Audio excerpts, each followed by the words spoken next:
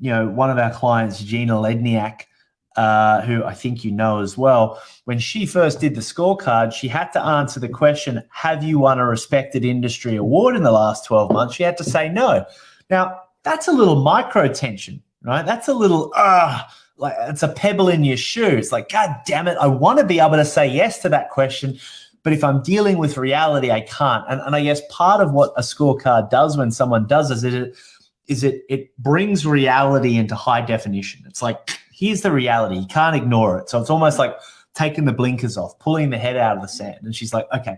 So she worked with us. Within 2 years, she wins Telstra Businesswoman of the Year, right? So she's able to tick that box, win, right?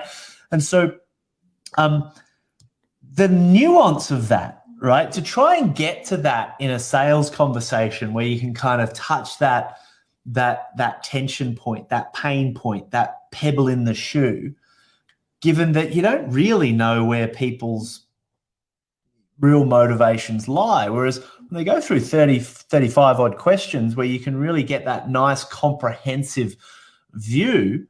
Now, I'm saying this from a sales perspective because we built it as a tool to help businesses generate more data, which leads to more leads, which leads to more sales. And that's great for businesses. But it's also bloody valuable for the people doing the scorecard because it gives them this reality check of it's like, oh, I know it's like getting an x-ray. It's like, oh, I know the problem now. We got a hairline fracture there. We got to fix it or not fix it or whatever it is. You can deal with you can deal with the reality, which is really valuable. And you can't get that level of insight just watching a video or reading a book often.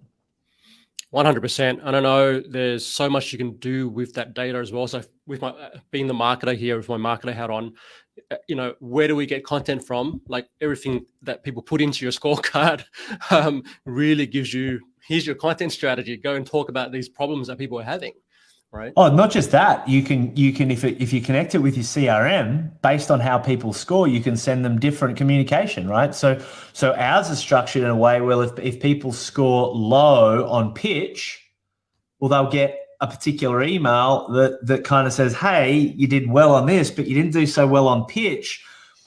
You're likely to be experiencing some of these challenges and frustrations as a result of having a low pitch because, those problems are fairly predictable.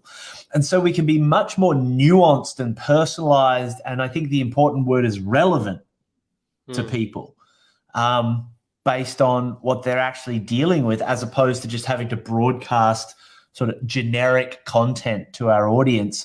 The moment someone's done that scorecard, we can be hyper personalized. And I think, the biggest businesses in the world are using